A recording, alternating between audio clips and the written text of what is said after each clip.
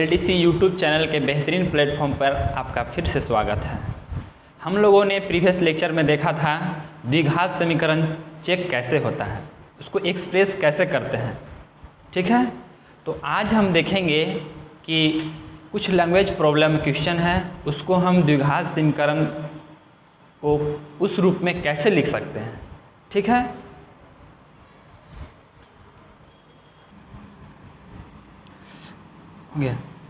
कल हम लोगों ने देखा था कि पहला का सारा क्वेश्चन कर लिए थे, आप लोगों ने भी बनाया होगा क्वेश्चन। अब हम देखेंगे दूसरा का क्वेश्चन। ठीक है, तो दूसरा का पहला हम लोग देख रहे हैं।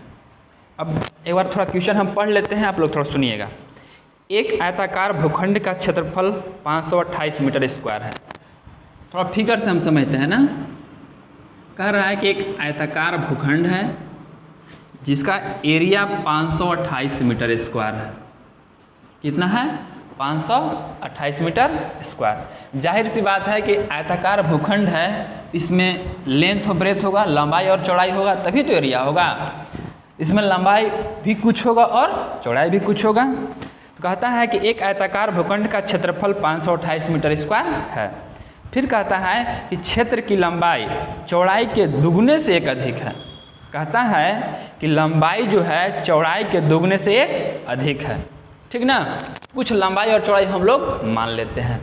सबसे पहले मानते हैं कि चौड़ाई मानते हैं। क्यों? क्योंकि आगे कहा है कि जो लंबाई है चौड़ाई के दुगने से एक अधिक है। तो सबसे पहले हम मानते हैं चौड़ाई, मान लेंगे। माना कि चौड़ाई को हम x मानते हैं। क्या मान लिए? x। फिर कहता है कि जो लंबाई है चौड़ाई के दुगने से एक अधिक है। कहता है कि जो मेरा लंबाई है चौड़ाई के दुगने से एक अधिक है। ध्यान दीजिएगा थोड़ा, चौड़ाई के दुगने से एक अधिक है। तो चौड़ाई मेरा कितना है? x है।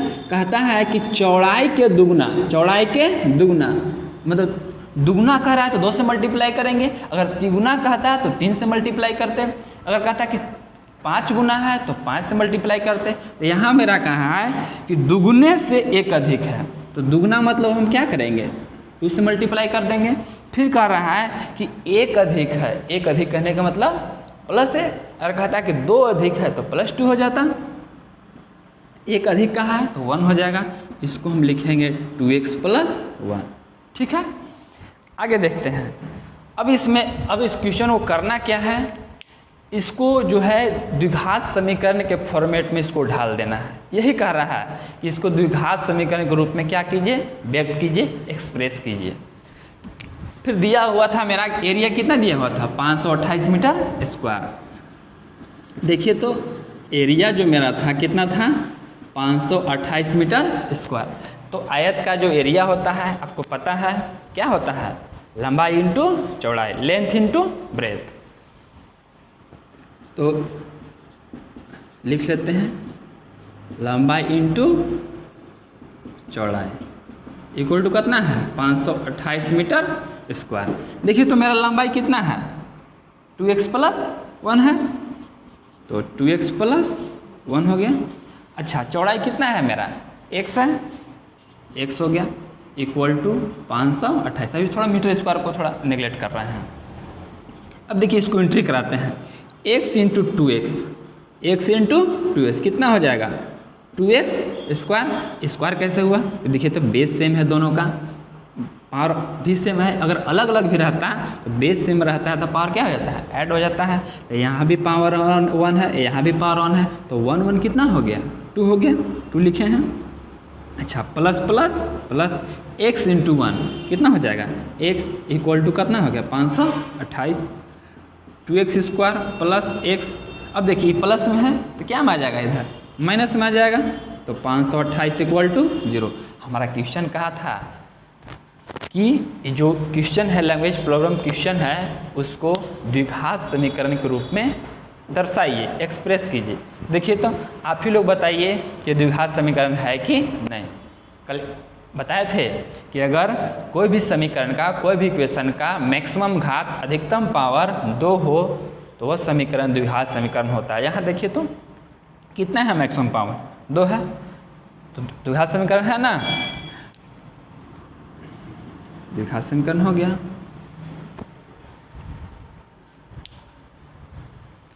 आप लोग से तो पहला बन गया होगा और हम आपको एक वर्क दे रहे हैं। इस वीडियो को जो पहला दूसरा का जो पहला है उसको एकदम अच्छे से ध्यान से देखना है और फिर क्या करना है, वीडियो देखने के बाद आपको थोड़ा सा क्वेश्चन लिख लेना है और उसको अपने से बनाना है, ठीक है।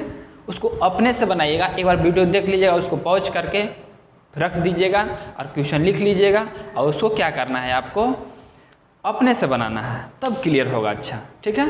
अब हम लोग देख रहे हैं दूसरा का दूसरा।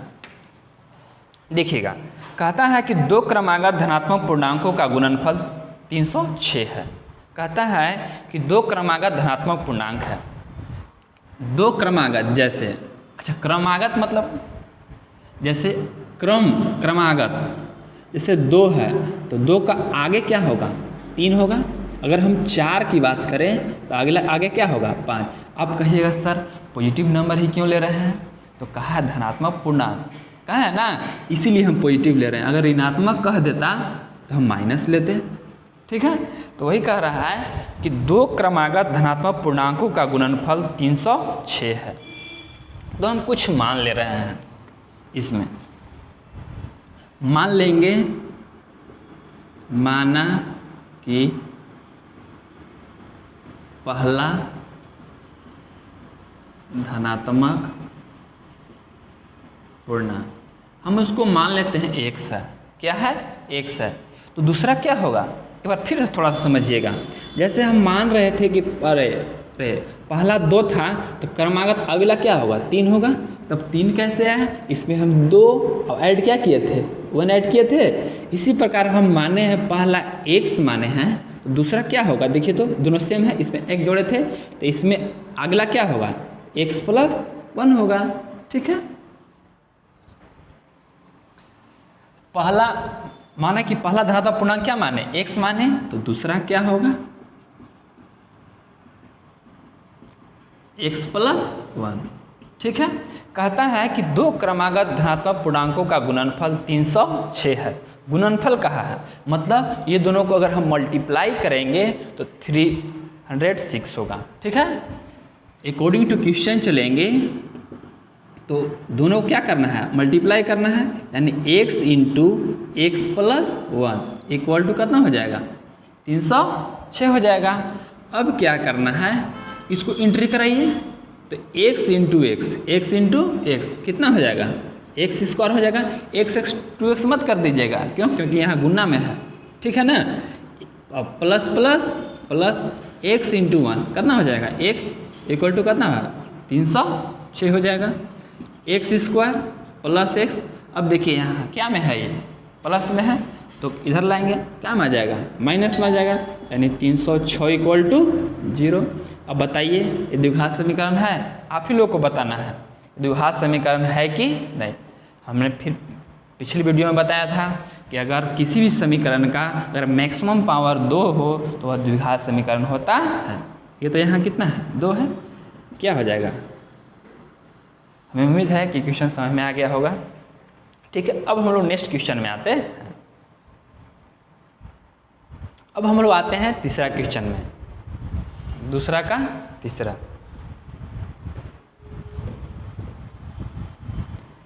दूसरा का तीसरा कहता है कि रोहन की माँ उससे 26 वर्ष बड़ी है।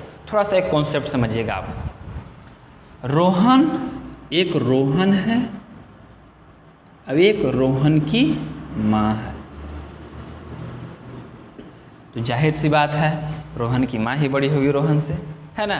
तो कहता है क्वेश्चन कि रोहन की माँ जो है रोहन से कितना वर्ष बड़ी है, 26 वर्ष बड़ी है। कितना वर्ष बड़ी है, 26 वर्ष। हम एक एग्जाम्पल ले रहे हैं, अगर हम रोहन की आयु हम लेते हैं 10 वर्ष, कितना लेते हैं, 10 वर्ष लिए, तो रोहन की माँ की आयु आप लोग बताइए, तो 26 और 10 कितना हो जाएगा, 36 हो जाएगा।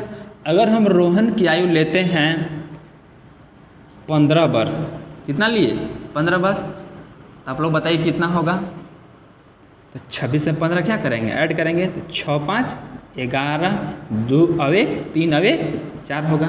यानी कहने का मतलब अगर हम रोहन की आयु लेते हैं x वर्ष, कितना लिए, x वर्ष लिए, तो रोहन की माँ की आयु कितना हो जाएगा, x + 26, यानी 26 हम ऐड करेंगे क्योंकि अभी ऐड कर रहे थे ना। ठीक है, देखिएगा तो मान लेंगे रोहन की आयु क्या है, माना कि रोहन की आयु कितना वर्ष मान लिए, x वर्ष माने।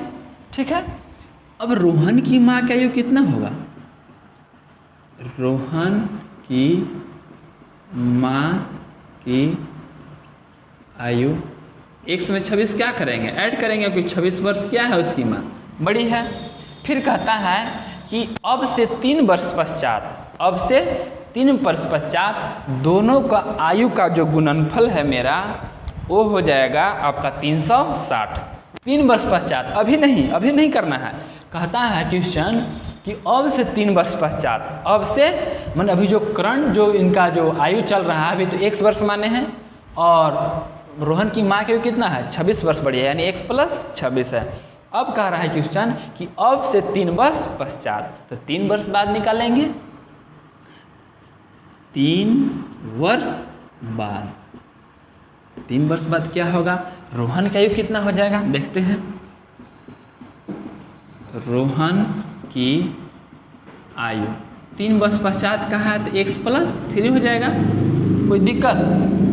अच्छा, अब रोहन की माँ की आयु कितना हो जाएगा,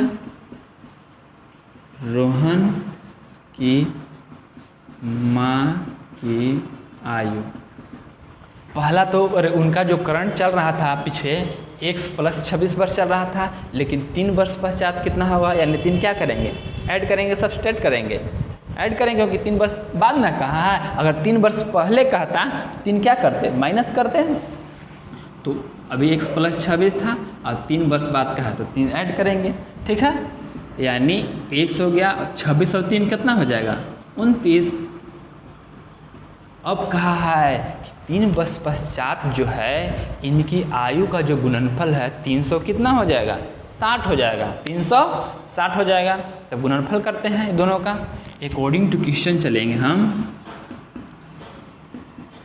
तो रोहन का आयु कितना है, x + 3 है और रोहन की माँ का आयु कितना है, x + 29, कितना हो जाएगा, 360। क्वेश्चन में कहा है कि अब से 3 वर्ष पश्चात जो है दोनों के आयु का गुणनफल कितना हो जाएगा, 360। तो क्या किए हैं, यहाँ गुना किए हैं, गुना अंडरस्टूड रहता है।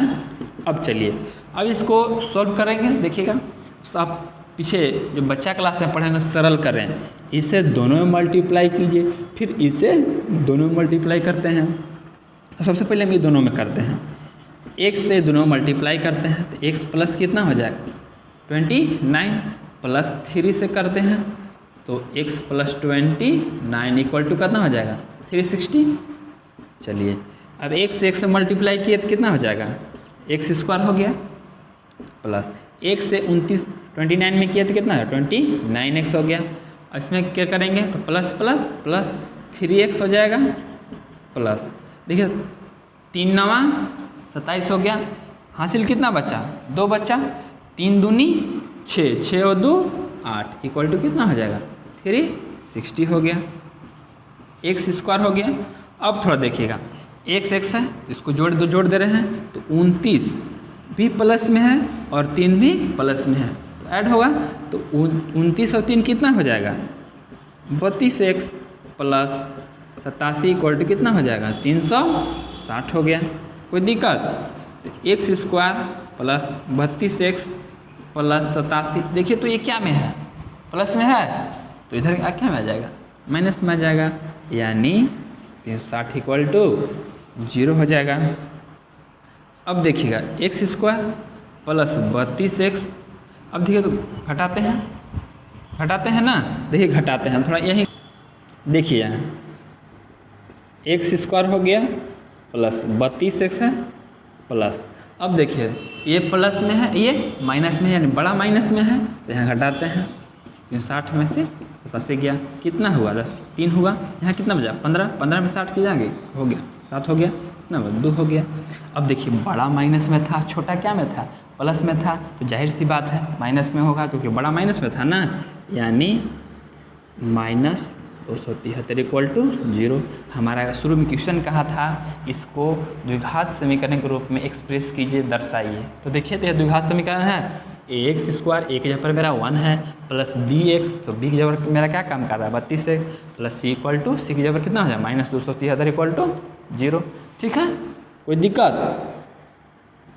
उम्मीद है कि समझ में आ गया होगा। अब देखिए दूसरा का चौथा क्या कहता है, कहता है कि एक रेलगाड़ी जो है 480 किलोमीटर की दूरी एक समान चाल से तय करती है। हमको दूरी कितना दिया हुआ है 480 किलोमीटर, दूरी दिया हुआ है 480 किलोमीटर, मतलब इतना हमको जाना है। कहता है कि एक रेलगाड़ी जो है 480 किलोमीटर की दूरी एक समान चाल से तय करती है। अगर मान लेते हैं कि रेलगाड़ी जो है कि 50 किलोमीटर की रफ्तार से चल रही है तो 85 किलोमीटर रफ्तार से चलेगी, मतलब एक समान चाल से तय करती है। हमको अभी पता नहीं है, ठीक है, जब नहीं पता है तो कुछ हम मान लेंगे। ठीक है, तो मान लेते हैं, हम मान लेंगे, माना कि रेलगाड़ी की एक समान चाल, मान लेते हैं कि 1 किलोमीटर पर आवर की रफ्तार से रेलगाड़ी चल रही है। ठीक है, तो चाल कितना माने हैं हम 1 किलोमीटर पर आवर, और दूरी हमारे पास कितना है 480 किलोमीटर, मतलब हमको इतना दूर जाना है और चाल 1 किलोमीटर पर आवर की रफ्तार से ट्रेन चल रही है। ठीक है, तो समय कितना होगा भाई, समय तो कुछ होगा ना। अगर हमको दूरी इतना किलोमीटर जाना है और चाल 1 किलोमीटर पर आवर की रफ्तार से ट्रेन चल रही है तो मेरे पास समय भी तो कुछ होगा कि कितना समय में हम पहुंच जाएंगे। तो समय निकालते हैं। समय निकालने का फार्मूला क्या है भाई, हम लोग बच्चा 9वीं क्लास में पढ़े होंगे फिजिक्स में कि समय बराबर क्या होता है, याद कीजिए आप लोग। समय बराबर होता है दूरी बटा चाल, दूरी बटा चाल। ठीक है, तो दूरी मेरे पास कितना है 480 है और चाल कितना है 1 है। ठीक है, अभी थोड़ा सा इसको हम छोड़ दे रहे हैं। समय कितना आ गया मेरा 480 बटा 1 आ गया। फिर आगे कहता है यदि इसकी चाल मतलब ट्रेन की अभी तो 1 है, अगर यदि इसकी चाल 8 किलोमीटर पर आवर कम होती, अगर इसकी चाल 8 किलोमीटर पर आवर कम होती, अगर हम मानते हैं कि पहले था कि 50 किलोमीटर पर आवर की रफ्तार से ट्रेन चल रही है, अब फिर कहेगा कि 8 किलोमीटर पर आवर रफ्तार कम होगी तो कितना हो जाएगा 50 में से 8 क्या करेंगे माइनस करेंगे, कितना आ जाएगा 42। यानी कहने का मतलब कि अभी रेलगाड़ी की चाल जो है 1 किलोमीटर पर आवर है, तो अगर हम 8 किलोमीटर पर आवर कम हो तो कितना हो जाएगा माइनस कर देंगे, यानी x minus 8 kilometre per hour. तो फिर कहता है तो वह उसी दूरी को तय करने में 3 घंटे अधिक लेगी। जाहिर सी बात है कि अगर स्पीड कम होगा तो टाइम टेकन ज़्यादा लेगा, है कि नहीं। तब अब हम चाल जो है 8 किलोमीटर पर आवर कम हो रहा है, अब जो है कि 8 किलोमीटर पर आवर चाल कम होने पर कोई दिक्कत नहीं है, 8 किलोमीटर जो है चाल कम होने पर। अब चाल कितना हो जाएगा भाई, तो कहता है कि 8 किलोमीटर पर कम होगा, यानी चाल कितना होगा 1 माइनस 8 किलोमीटर पर आवर। तभी कहता है कि वह उसी दूरी को तय करने में 3 घंटे अधिक समय लेगा। क्या घंटा समय 3 घंटा अधिक समय लेगा। दूरी मेरा कितना तय करना है 480 किलोमीटर, दूरी जो है 480 किलोमीटर। अब देखते हैं कि समय कितना लेगा। अब समय निकालते हैं। अब कह रहा है समय निकालने के लिए क्या करेंगे कि उसी दूरी को तय करने में 3 घंटा अधिक समय लेगा। 3 घंटा अधिक समय लेगा कब, जब चाल जो है 8 किलोमीटर पर आवर कम हो, तब हम समय निकालेंगे तो 400, फिर वो दूरी हो जाएगा, दूरी मेरा यही ना है, और चाल कितना है 1 माइनस 8। जब चाल कम हुआ 8 किलोमीटर पर आवर तो समय क्या हो गया 3 बढ़ गया ना। एक बार थोड़ा समझिएगा कि जब चाल कम हुआ 8 किलोमीटर पर आवर कम, तो समय कितना हो गया बढ़ गया। हम इसको मान लेते हैं, इसको इक्वेशन फर्स्ट, इसको क्या मान लिए इक्वेशन सेकेंड। ठीक है, यहाँ तक कोई दिक्कत है। अब क्या करते हैं थोड़ा सा कि इक्वेशन सेकेंड में से इक्वेशन फर्स्ट को क्या करते हैं सब्ट्रैक्ट करते हैं, यानी हटाते हैं।